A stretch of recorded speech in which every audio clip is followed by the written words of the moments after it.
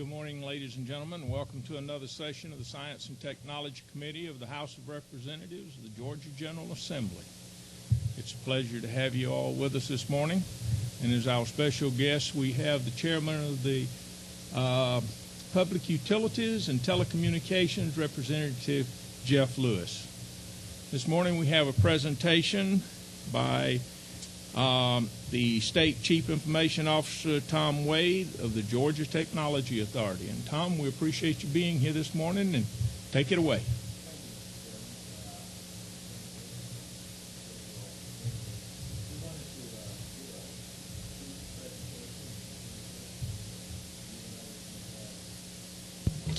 Thank you.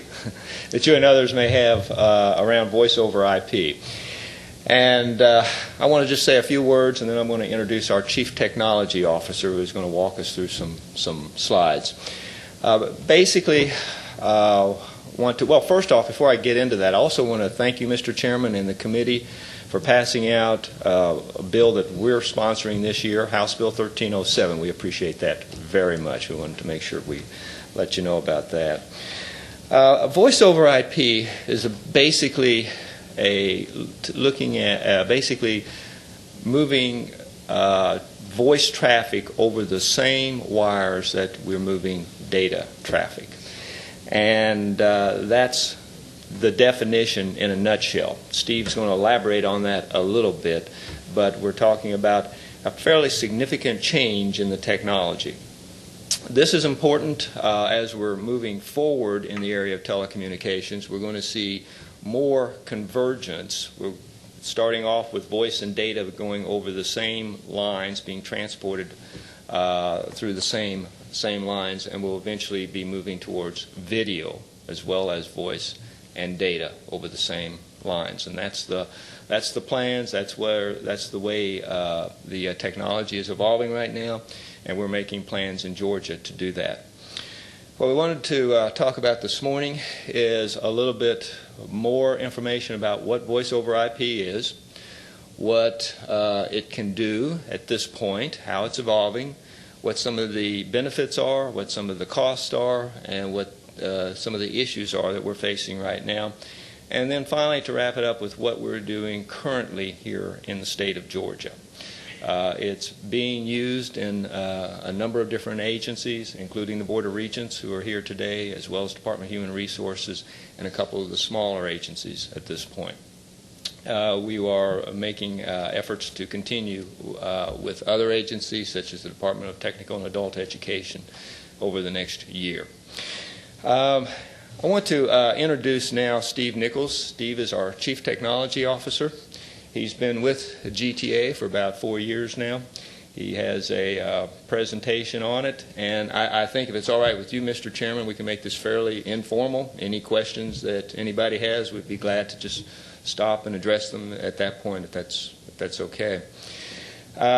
Steve, why don't you come forward? Steve, as somebody said yesterday, Steve is the master of 1,000 analogies, and he does a very good job of taking technology, which can be fairly complex, and using analogies and descriptions that folks can understand. So I'm going to just turn it over to Steve. Thanks, Tom. I had a handout that it's the slide deck with some additional notes. Did everyone get a copy? I think I brought enough for everyone in the audience as well. Jeff?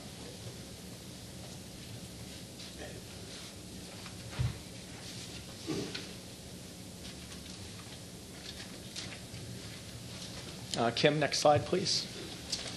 Well, I'm just going to dive right in. So as Tom said, I'm big on analogies, so I'm just going to go ahead and start right off with an analogy. Instead of spending a lot of time going into all of the details, the technical details, I wanted to just kind of give you this analogy to think about traditional telephony versus voice over IP telephony. In a lot of ways, traditional telephony is sort of like railroad tracks or railroad infrastructure. Everything's specialized, everything's designed for moving voice, so consequently you're spending money on things that can't be used for anything else but voice, and it's difficult to change. Whereas voice over IP, because we're using the same infrastructure that we're already using to move data. It's quite a bit more flexible. It's more like the interstate system. You can even think about the packets of data as being sort of the individual cars moving down the highway. So we can put traffic like email, web pages, that sort of thing on the same infrastructure as the voice call. So consequently, it just gives us a lot more options and flexibility. Next slide, please. So before I kind of go more into the details of voice over IP, I wanted to just give you a snapshot of what telecommunications looks like today in state government.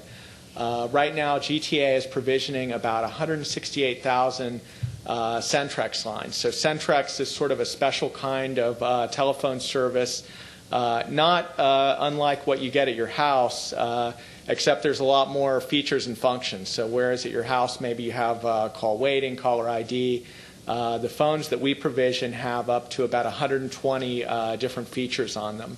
The main takeaway on this is that most of the infrastructure is managed by telephone companies. Of course, you know Bell South and you probably know Alltel, but GTA deals with about 32 phone companies to provision those 168,000 phone lines and about 70,000 voicemail boxes across the state. We also have about 35 PBXs. PBX stands for Private Branch Exchange. It's just jargon for we're running the phone switch instead of the phone company running the phone switch. So where you see that come up is agencies that have specialized needs. Like the classic example would be a call center. If you're running a call center, you really need to have a PBX on site. So that's sort of today's scenario, what we look like in Georgia. So let me get into some of the benefits of voice over IP and why we might want to move to voice over IP instead of staying with our current infrastructure. Probably the biggest promise around voice over IP is this idea of converged applications. And when we say that, it's kind of a jargon word, but what it really means is we can do things with voice over IP telephony that we can't do with classic telephony, mainly related to dynamically moving the calls around as well as integrating the voice and the data in new ways. So sort of a good example of a converged application would be a virtual call center, which is sort of a relatively new application that's come up, where the idea is instead of having all of your operators sitting in one brick and mortar call center, you can have them spread around. They can even be working from home if they have broadband like DSL or a cable modem. You can treat it like it's one big call center and route all the incoming calls and get great customer service where the phone gets answered immediately by a customer service agent who isn't busy at the moment without putting them all in one place. Other examples would be what's been done in Virginia around Amber Alerts, where they can quickly blast an Amber Alert out to all of the phones in a given zip code that are voice over IP phones. That was done in Herndon, Virginia. We can also support teleworkers. They can have their same phone number and be sitting at home and have the call delivered over broadband, and you don't know whether they're sitting at their desk in their brick and mortar office or whether they're teleworking at home. So this is sort of an area where we're just really scratching the surface on what's possible, and I think that's what's driving a lot of the buzz around voice over IP is the idea of all these advanced applications that can be done. Another reason to move to voice over IP is to save money. You can get some efficiencies from moving data and voice over the same network. If you think about it, we're just having one set of infrastructure instead of two. And at this point in time, you can also escape some taxes and fees specific to telephony, though we all imagine the FCC is going to probably weigh in at some point and level that playing field. Finally, flexibility. I touched a little bit on this in number one, but the idea of being able to move a phone around by just plugging it into the wall instead of having a special technician come out and have to sort of do something in the wiring closet to move your phone from one desk to another, or, as I mentioned, supporting mobile workers by routing the call to wherever they are that they have network connectivity. Next slide, please. So there's also a lot of costs involved in implementing voice over IP, and moving to voice over IP, it sort of looks like any other kind of new infrastructure project you might do. You start out with a lot of capital expenditure costs in year one, and then you start seeing some savings, and you hit some break-even point in the out years. So just to talk about a few of the kind of costs that come up in implementing voice over IP. If you're implementing a pure voice over IP solution, you have to buy new handsets, and that can be expensive. You could pay as much as a couple $100 per handset for a really nice phone. A big factor that's sort of hidden, I mean, people don't think about it very much, is the quality of cabling in a building. You have to have a pretty high level quality of cabling. I apologize for using the jargon, but you're looking for something called Cat 5e or Cat 6, which sort of refers to how much data the cabling can carry. A lot of our older buildings in state government might have something a bit older like Cat 3, so you end up often doing cabling projects where you have to recable the building to get it ready. Some of the other costs that come up are training for the technical staff. They've got to learn a new skill set, as well as equipment upgrades on the local area network. So there's sort of a lot of costs, and it can also, just from our vantage point, dealing with different agencies, we see some agencies are more prepared than others. Like maybe they already have the cabling they need, or their staff are pretty well trained up, or their local area network is ready for voice over IP. So we've seen the university system, Board of Regents, and Department of Technical and Adult Education so far being most ready to move to voice over IP, where that capital expenditure hump is much smaller for them than some of our other agencies that are maybe in other older buildings. And maybe it's kind of worth mentioning the idea about being budget neutral. Do you want to say something on that, Tom? Well, I think to just kind of reiterate what Steve was saying is that a lot, there are some upfront costs, but a number of agencies we mentioned earlier, the Board of Regents, DTAE has done it in a few areas, and some other agencies have been able to do the upgrades and the investment in the current budget. What they have done is, as funding is available, or they would redirect funds, one of the biggest costs is the cabling. So if you have older buildings, you need to put in new wiring in order to accommodate the need for extra bandwidth in those buildings. And they've been able to do it. Sometimes usually it's fairly slowly. But also in new buildings, what we're doing is we're working with GISFIC in terms of the standards for new buildings and for renovation. So, Steve mentioned the Cat 5 and Cat 6 lines. That's the new standard. So all new buildings would have to have that sort of capacity. What that does in the long term is eliminates some of these upfront costs because we've already accounted for it when we're doing the building and the renovation. So that's it's you may be seeing if an agency is really prepared for it, and if there are a really good business case, so they have a good return on investment in the out years. It's possible that there may be the need for some investment, some budgetary investment for initially to buy the handsets, perhaps to do some of the cabling, but more likely to do the training and some of the other upgrades necessary. But again, we as well as OPB would be looking at those requests before they get over to here to make sure that we have a good payback in a reasonable period of time. Thank you. So to put this in a little simpler form, and I guess you can hear me out there. I don't know. And I'd just use my home as an example. I have 4 computers spread around the house, and I have a wireless network. And it's DSL, of course. And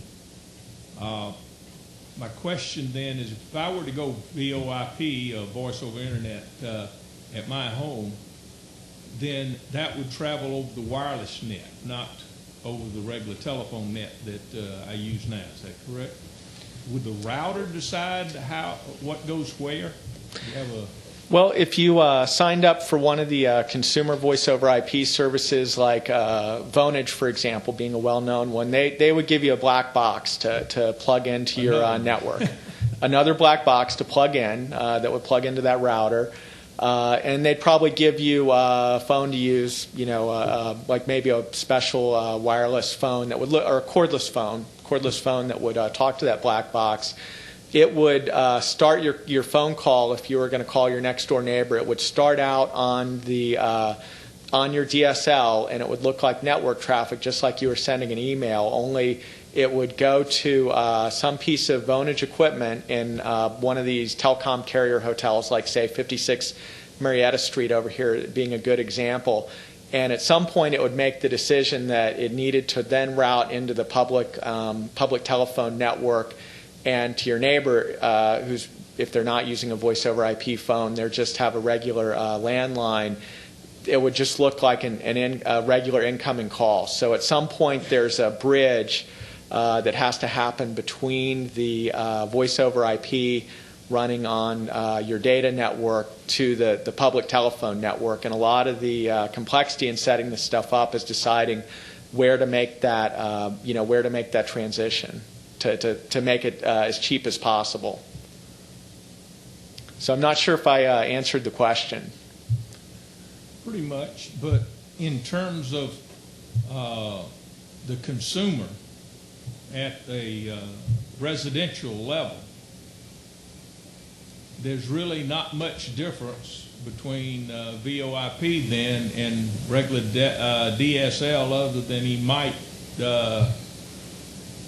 get away with not having a certain phone bill. Is that correct? Right. It probably shows up most in a long distance call. Let's say you're calling a relative who lives out on the West Coast. In that case, one of these providers like Vonage could route the call all the way out to maybe as close within a couple of miles of your relative's house on the West Coast as data before transitioning into the public telephone network. So from a cost perspective, it looks like a local phone call. Now, there is cost to move data around. I mean, we take it for granted, but it's not free. But that's some of the efficiencies that they get is it's just cheaper to move data than high quality voice. So they would your call would spend most of the distance of that call. It would be data, and then sort of within a couple of miles of getting to your relative, it would then be switched over to the public telephone network, and it would just look like a local telephone call. All right, now let's move up to the Capitol. All of the representatives have computers which are not plugged in to the wire network. It's all wireless. How would it work within the Capitol, or would it? Would you still need the lines that we have today? It could still work over wireless. When I had my analogy of sort of the train tracks versus the highway system, one of the beauties of building it on top of IP, the Internet Protocol, is the Internet Protocol works on a lot of different types of transport. So wireless is one type. A copper wire like DSL is another type. A piece of fiber is another type. So there's nothing stopping you as long as you have that IP connectivity, as long as you can get to the internet, there's nothing stopping you from routing a voice call over it. So if you had a laptop that was on the wireless network, one option would be to use something called a soft phone, which is just a computer program that uses maybe a headset that plugs into a USB port on your laptop, and you could actually dial on the soft phone. It would just be another application. Use the headset and place a phone call. Thank you. Okay, next slide, please. Now, having said all that, I made it sound pretty easy. There are some other issues, which is why in the last slide I really wanted the takeaway to be that it's not an overnight decision to switch. In our case, almost 200,000 phone lines. It's sort of more of a multi-year project. Tom got into the agency readiness issues around things like cabling and handsets, but this is a good segue to talk about voice quality. One of the reasons that these consumer services like Vonage or Eclipse or someone like that or SunRocket work well at your home is because you've got that DSL line all to yourself, and that's quite a lot of bandwidth for one person. In Georgia state government, a lot of times that much bandwidth would be maybe shared by 10 people, in a small office or something like that. And then you run into issues around voice quality because when you're using sort of conventional data applications like the web, like email, things of that nature, there's usually a lot of tolerance for delay. The data could be delayed for a second and no one would notice. It'd just be sort of a momentary hiccup.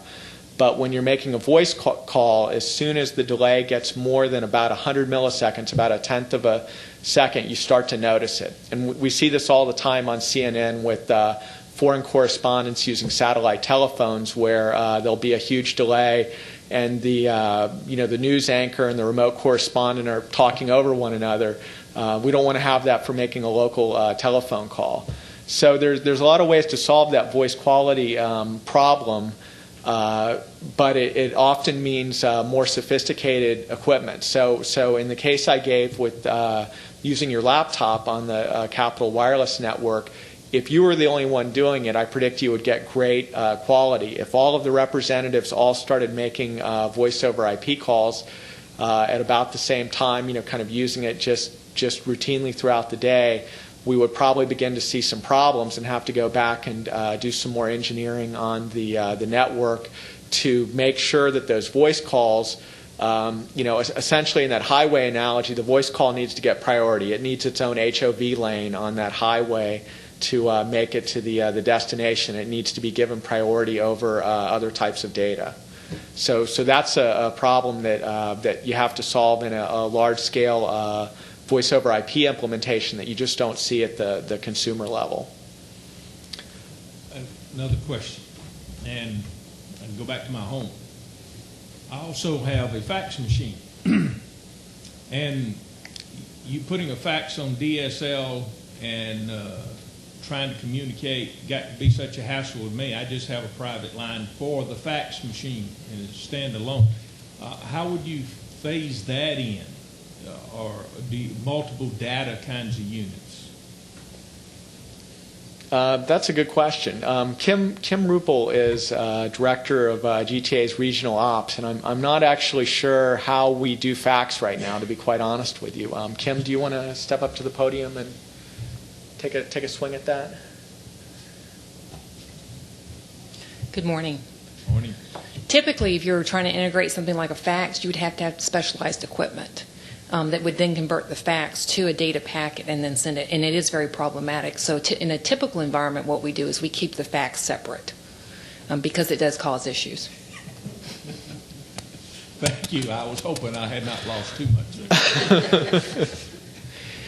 much. Moving down my list, some other things we should all sort of be mindful of in a voice over IP implementation are outages. With a centralized telephone service, like if you have a landline still at your house, or with Centrex, because the telephone company is essentially powering the line, they're also driving power down that line. If you have a power outage, your phone still works,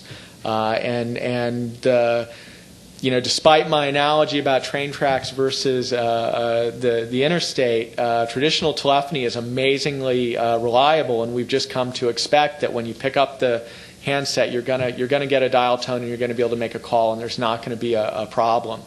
With voice over IP, since we're not driving power down that line, you really start to get into questions when you're implementing at a site of how important is it for that phone line to be up? If the power is out, does the phone still need to be up? If there's some kind of a network problem, a backhoe out in front of the place cuts the fiber, does the phone still need to be up? So it kind of comes under the heading of the jargon as survivability, but you end up doing things like having a couple of traditional phone lines as a backup, as well as putting in uninterruptible power supplies, and you can go to quite quite some extensive lengths to ensure that you're always going to have phone service. And that's something that we really have to take into account on a case-by-case basis. A knowledge worker who maybe just uses the phone occasionally and doesn't have anything happening in real time has a fairly different requirement than, say, a law enforcement agency where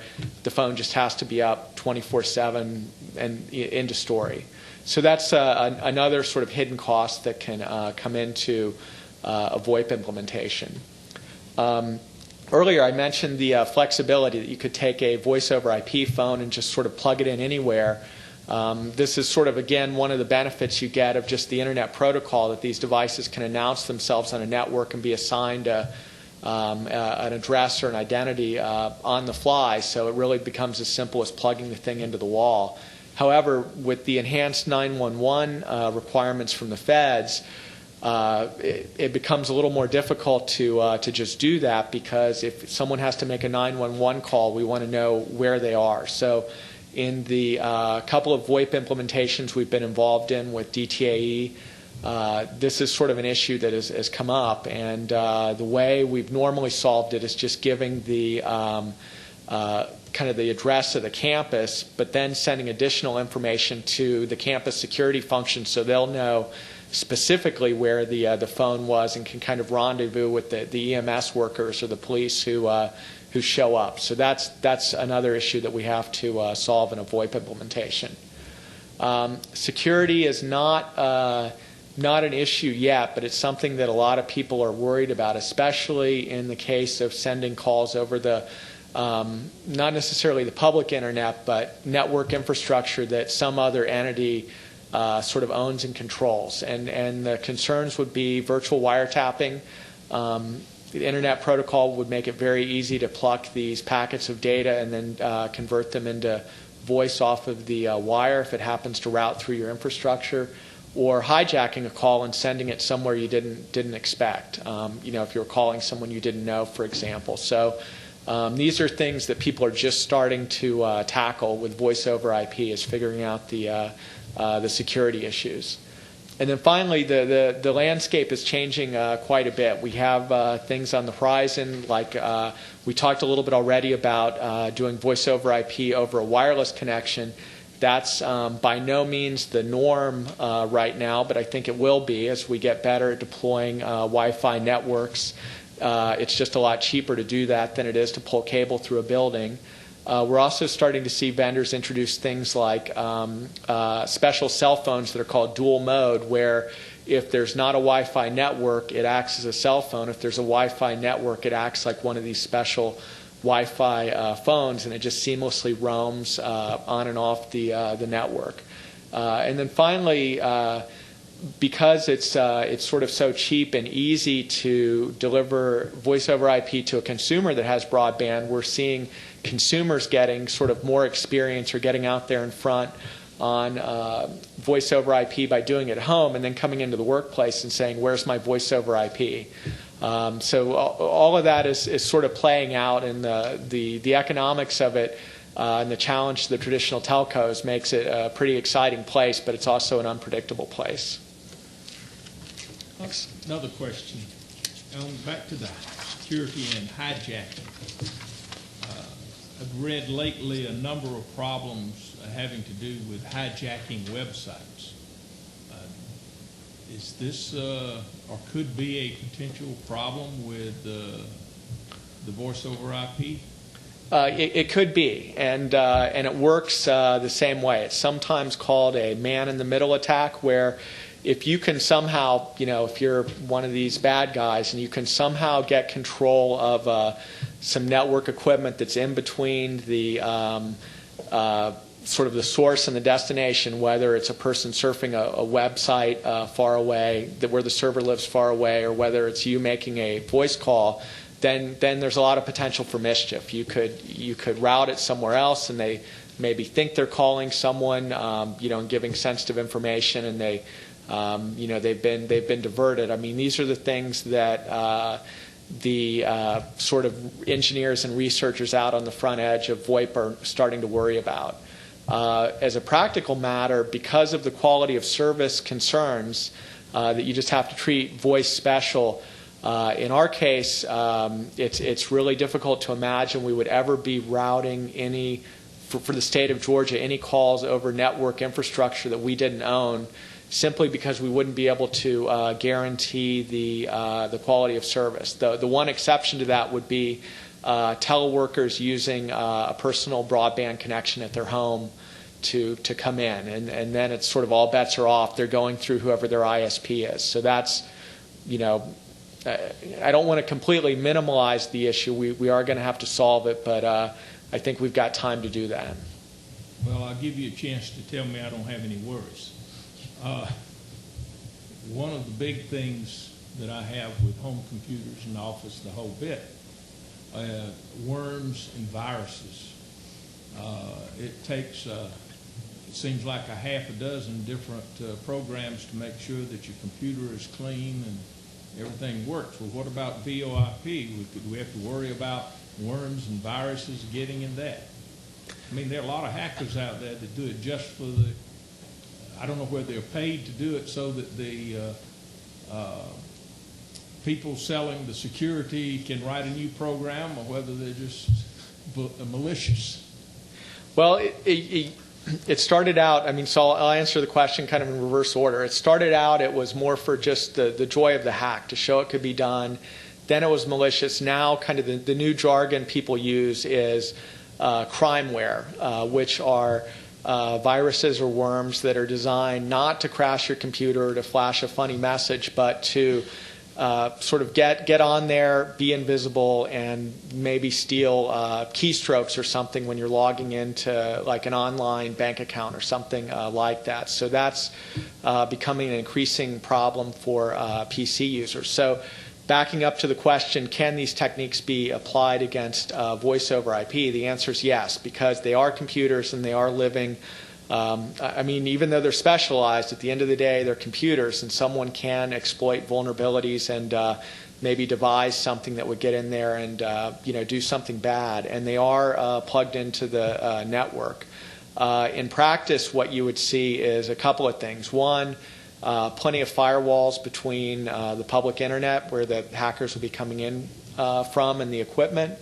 The other would be that a common best practice to solve this quality of service issue is a technique called a virtual LAN, where you tell the local area network, I really want to treat it as if I have two separate networks, and I want to carve out this much bandwidth for the first one. So the jargon, they would call it VLAN. So we would have the voice over IP equipment, I imagine, VLAN'd off from the conventional. So it might not be possible for a hacker coming in from the internet to actually drill all the way through to get to it, because it would appear to be a private network.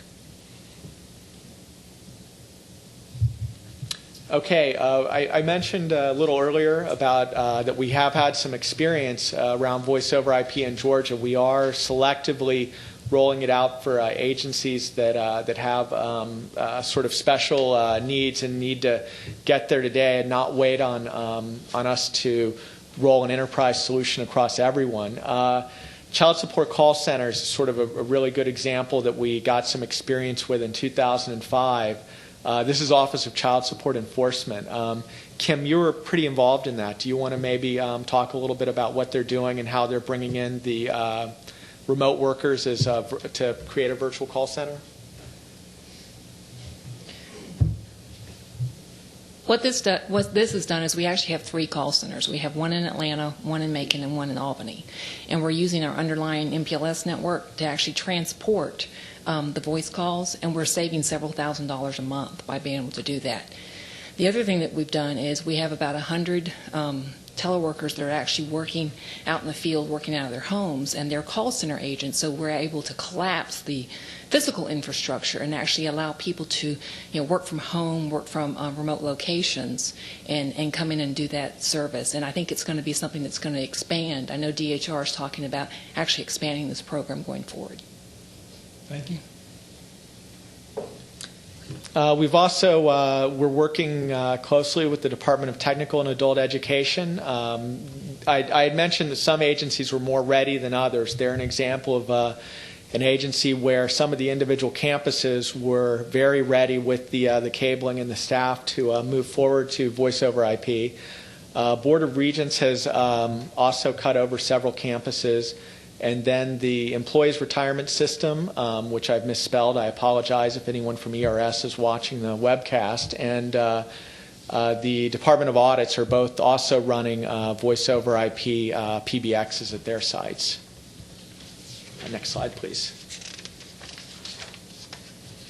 A natural question might be, well, how are we doing compared to other states? What does VoIP adoption look like in other states? Arizona is one of the success stories out there. They started in 2003, and in that time they've deployed about 5,000 voice over IP lines across 9 agencies. They actually had a legislative mandate in 2003. They passed a bill requiring all agencies going forward to use voice over IP, and in October of last year they signed a contract to move forward and convert about 40,000 more lines. So they're now moving towards a statewide solution. For most states, they're in the same boat that we're in, different levels of readiness, and there is a cost. So the dilemma is, do you spend the money now to make VoIP happen, or do you wait for an agency to refurbish a building or move to a new building or have some other event where you can just fold some of those upfront costs into money that you're already going to spend? So you do see states out there where they've had 1 or 2 agencies who are particularly ready, have individually deployed voice over IP, and it's on everyone's radar screen. So many states are piloting or planning for voice over IP, but it's just not a case yet where you can point at someone and say, yes, that state is completely cut over. So on the landscape, I would say Georgia is ahead of most of the states. And I wanted to finish up by talking a little bit about how we intend to move forward. We're running trials right now. We just selected the vendors, I guess, a week or 2 ago. So we have 5 state agencies and 5 vendors selected to participate in some sort of small-scale trials. And if you look at your handout, you can see sort of the notes section under the slide. There's quite a bit more detail about the size, but the idea is the vendors are doing this free of charge. We're doing a relatively small number of handsets for each one of the agencies, something on order of between 30 and 100 handsets. We'll run these trials for, I guess, about 6 months, and we're going to use our experiences around agency readiness, around some of the interoperability issues, cabling, our ability to run the wide area network. All of those learnings are going to go into an RFP that we plan to release this summer to bring a vendor on who can do voice over IP as a managed service. So the way we're going to start on the enterprise approach would be a vendor would be hosting a large PBX or switch that could handle the traffic for the entire state in their call center, and agencies would be able to go directly to that vendor and engage in them for voice over IP services. So that contract will be in place late September 2006, and that's our intent for moving forward on adoption for the rest of the agencies.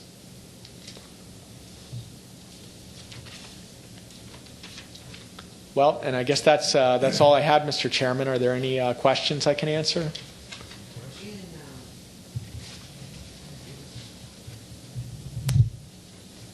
Some of the agencies are making changes. Also, I guess at the supervisory level, and the Department of Corrections is going to a mixed facility supervision plan where the warden of one prison would be responsible for supervising detention center and whatever in the area. It appears to me that this would make communication within that extended area much simpler for that folks. A lot of their staff members work together. But now the problem that we have in rural existing technology in those areas is that many of our phone lines that those like me having to use our computers on now, many of those cable phone lines are not upgraded lines. And this would operate outside that line. Well, I guess it's worth talking a little bit about the wide area network contract that we have. GTA runs a wide area network, so this would be how you would get data services today for something like email. We used to be in the business of just leasing the lines, and we ran all of the customer premise equipment, any kind of specialized equipment that would have to be at an office ourselves.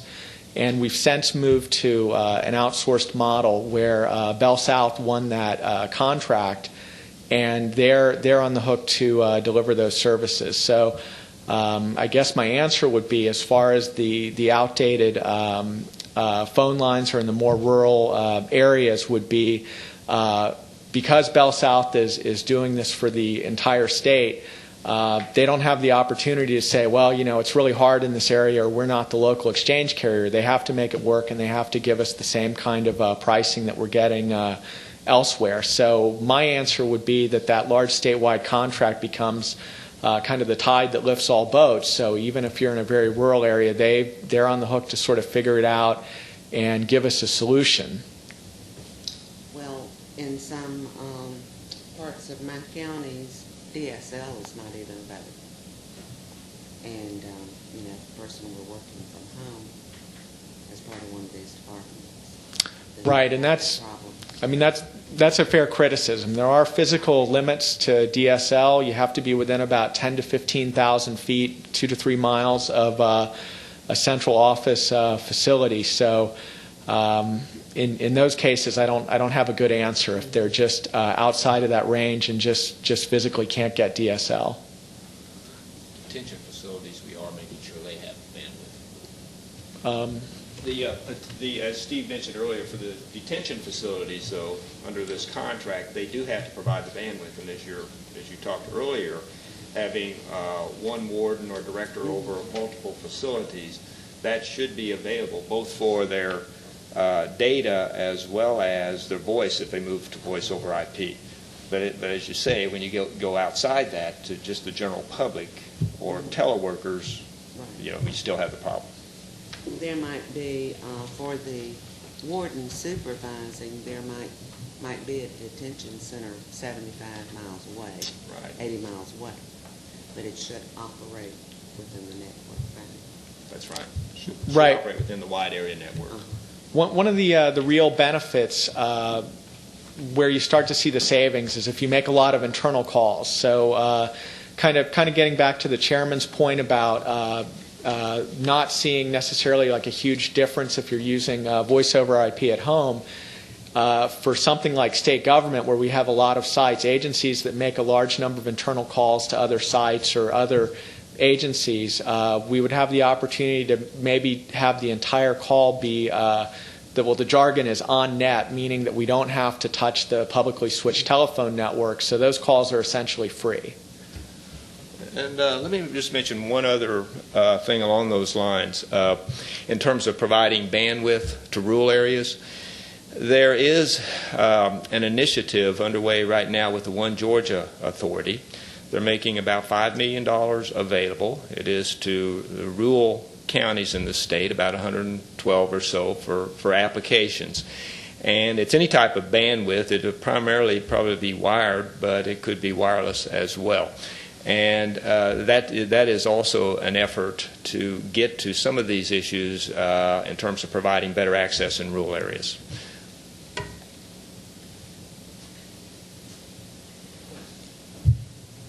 I don't see any other questions. I want to thank you, Steve and Tom and Kim, for being with us this morning. Very enlightening. In addition to answering some of my questions, you also gave me some worries. Well, With that, we will stand adjourned. thank you, Mr. Chairman. Thank you very much. But,